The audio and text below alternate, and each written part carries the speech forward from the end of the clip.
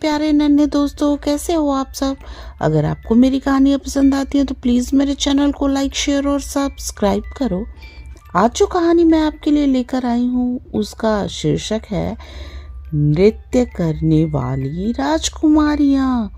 एक समय की बात है, किसी देश में एक राजा राज्य किया करते थे। उनकी 12 राजकुमारियाँ थीं जिससे वो अपनी जान से भी ज़्यादा प्यार करते थे। यही वजह है कि राजा को सभी राजकुमारियों की सुरक्षा की बहुत चिंता रहती थी। राजकुमारियों के प्रति प्यार और चिंता के कारण राजा ने सभी राजकुमारियों के सोने का इंतजाम एक ही कक्ष में कर रखा था। राजा के सोने के बाद सभी राजकुमारियों को कक्ष के बाहर ताला लगा दिया जाता था। इसके बावजूद हर रात राजकुमारियां नए जूते पहनकर सोती थी और अगली सुबह उनके जूते घिसे और फटे मिलते थे। सभी राजकुमारियों की रात भर कक्ष में रहने के बावजूद अगले दिन उनके जूते घिसे और फटे मिलने से राजा को काफी हैरानी होती थी।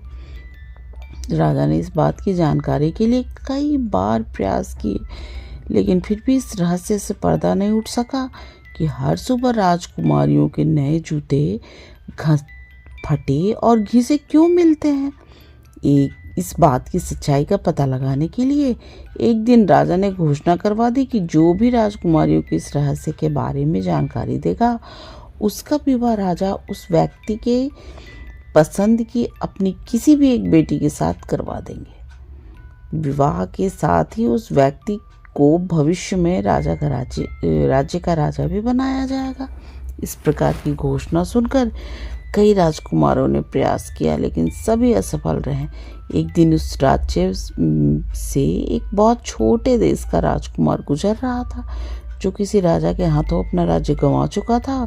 वह एक नदी के किनारे पहुंचकर जैसे ही अपने थाले से बचा हुआ खाना निकाल कर खाने लगा, वैसे ही वहां पे एक बूढ़ी अम्मा आ गई और राजकुमार से खाना मांगने लगी। राजकुमार ने बिना कुछ सोचे अपना भोजन उस अम्मा को दे दिया। अम्मा ने खाना खाकर उसे उस राज्य की घोषणा के बारे में बताया और जाते जाते उसे एक जादुई चोंगा दे दिया। उस जादुई चोंगे की खास बात यह थी कि जो भी उसे उठता वह गायब हो जाता।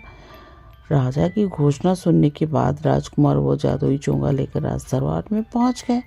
उसने राजा से घोषणा को पूरा करने की आज्ञा मांगी। राजा ने यह कहते हुए आज्ञा दे दी कि इससे पहले जितने भी प्रयास किए वो असफल रहे और अगर वो इस प्रयास में असफल रहा तो उसे मृत्युदंड दिया जा सकता है। राजा की बात सुनकर राजकुमार ने कहा, कोई बात नहीं, उसे यह शर्त मंजूर है। फिर राजा ने उसे राजकुमारी के बगल वाला कक्ष सोने के लिए दे दिया और उसके खाने पीने का बढ़िया इंतजाम भी कर दिया। जब रात हो चली तो सोने के वक्त सबसे बड़ी राजकुमारी एक जूस से भरा गिलास लेकर आई।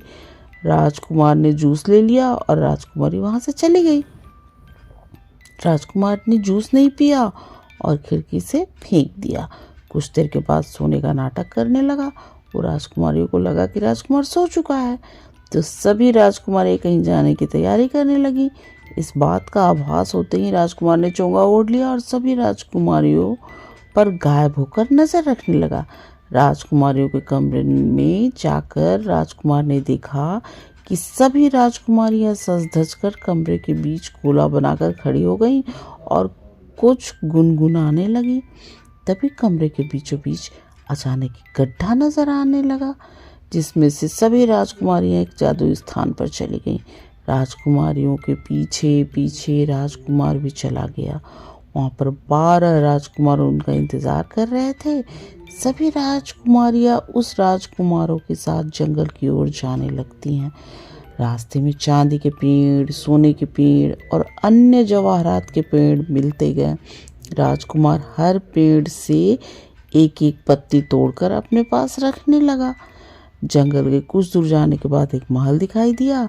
महल में जाने के बाद वहां अपने आप ही एक मधुर संगीत बजने लगा। उस मधुर संगीत की धुन पर सभी राजकुमारियां राजकुमारों के साथ नाचने लगी। उस धुन पर वह राजकुमार भी झूमने लगा।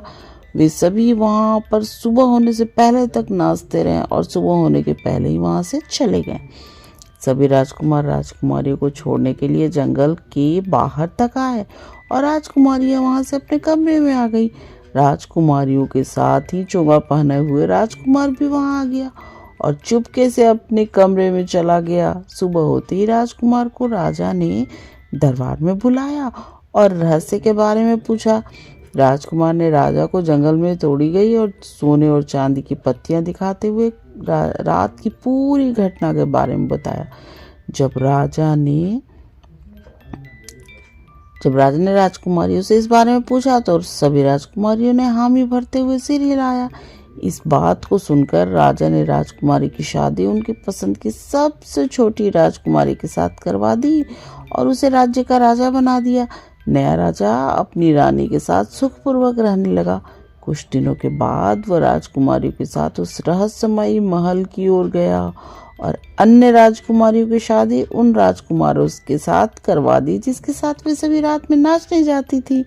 इसके बाद सभी खुशी खुशी रहने लगे। हमें हमेशा मुश्किल समय में हिम्मत से काम लेना चाहिए और अपनी बुद्धि का इस्तेमाल करते हुए हर समस्या का हल निकालना चाहिए। बच्चों, अगर आपको मेरी ये राजकुमार और राजकुमारी की कहानी पसंद आई तो प्लीज़ मेरे चैनल को सब्सक्राइब करो और मेरे प्यारे नन्हे दोस्तों, आप आराम से सो जाओ और सपनों की दुनिया में खो जाओ। गुड नाइट मेरे प्यारे नन्हे दोस्तों, गुड नाइट।